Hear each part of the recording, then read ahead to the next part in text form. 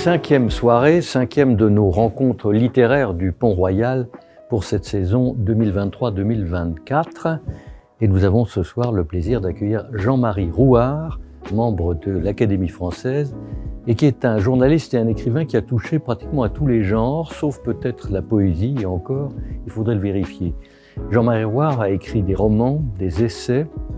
Il a écrit aussi un certain nombre de portraits de gens qu'il a beaucoup appréciés, qui ne sont pas nécessairement très connus, comme Morny, un ministre très important de Napoléon III. Des histoires d'amour, des histoires d'histoire d'ailleurs, et aussi récemment un dictionnaire amoureux de Jean d'Ormesson, son grand ami, auquel l'a lié une amitié non seulement indéfectible, mais qui s'est prolongée sur des années et sur des années. Et nous l'accueillons un peu pour tout ça, et surtout, dirais-je, pour deux de ces ouvrages que nous allons offrir à ceux et celles qui nous font l'amitié de nous rejoindre aujourd'hui, l'un étant son dernier roman, La maîtresse italienne, paru chez Gallimard, et l'autre, la réédition au format de poche de son dictionnaire amoureux de Jean d'Ormesson, bien entendu. Bien entendu, parce que l'amitié entre d'Ormesson et Rouart était proverbiale. Rouart se caractérise à mes yeux d'abord et avant tout par le style. C'est quelqu'un qui porte un soin extrême à l'articulation de ses phrases, à la manière de mener un récit, de vous prendre dans ses raies, si je puis dire, avec infiniment de subtilité, si bien qu'on ne se rend pas compte qu'en réalité nous sommes captifs. Et c'est évidemment le talent de l'écrivain que cela. La maîtresse italienne est un roman historique, pourrait-on dire, puisqu'il raconte quelques journées à l'île d'Elbe de l'empereur Napoléon Ier déchu, et qui ne pense qu'à une chose, qui est de reconquérir le pouvoir à travers cette épopée extraordinaire qui s'appelle les 100 jours.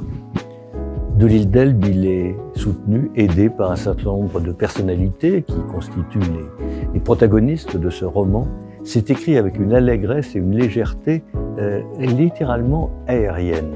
Et puis, le livre est dominé, si on peut dire, à la fois par la personne de l'empereur, mais aussi par celle de sa maîtresse italienne, qui donne son nom, son titre, au roman en question. C'est un personnage imaginaire qui est tout à fait délicieux, tout à fait irrésistible, et qui n'est pas sans rappeler d'ailleurs certaines des héroïnes des romans italiens de Jean d'Ormesson en particulier. Et puis, j'y ai ajouté pour le plaisir ce dictionnaire amoureux, puisque ce dictionnaire amoureux d'un homme par un autre homme, c'est au fond un chant de célébration de l'amitié. L'amitié entre deux personnes qui ne sont pas de la même génération. Il y avait 20 ans d'écart entre d'Ormesson et Rouart. Ça n'a pas empêché la confiance, ça n'a pas empêché non plus certaines brouilles dont se fait l'écho, Jean-Marie Rouart. Bref, tout ça est extrêmement vivant, extrêmement allègre, extrêmement tenu quant au style. Ce sont là des raisons suffisantes pour que nous nous réjouissions de l'accueillir ici au Pont-Royal. Bonjour, je m'appelle Claire, je représente la maison de champagne Thiénot aujourd'hui et je suis ravie de faire goûter les vins à l'hôtel du Pont-Royal pour cette belle soirée littéraire qui nous attend. Donc, la maison de champagne Thiénot a été fondée assez récemment en 1985 à Reims par Alain Thiénot qui a passé 20 ans de sa vie à être courtier en Champagne. Et suite à une belle opportunité, il a commencé à acheter des vignes dans les années 70, à peu près 75 par là. Et en 85, il a constitué 10 hectares de vignes et suite à ça, il a lancé sa maison en plein centre de Reims, en plein cœur. Et maintenant, aujourd'hui, c'est ses enfants, Garance et Stanislas, qui sont à la tête de la maison. Donc, je vous présente la cuvée Garance, qui est un champagne blanc de noir. Donc, c'est-à-dire que nous sommes avec des pinots noirs et meuniers, majoritairement pinot noir à 90% et 10% de meunier sur l'année 2012, qui est une année exceptionnelle en Champagne. Donc, c'est-à-dire qu'on a des raisins à peau noire et là, le jus blanc. C'est pour ça qu'on a un vin blanc.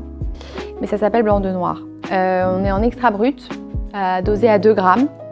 Donc, on est sur un vin de gastronomie, sur un blanc de noir. Vraiment, c'est un vin qui est assez puissant avec du corps, mais on garde tout le temps la finesse et la légèreté aussi qui est la spécificité des vins Thiénot. Ce soir, on va déguster plusieurs cuvées.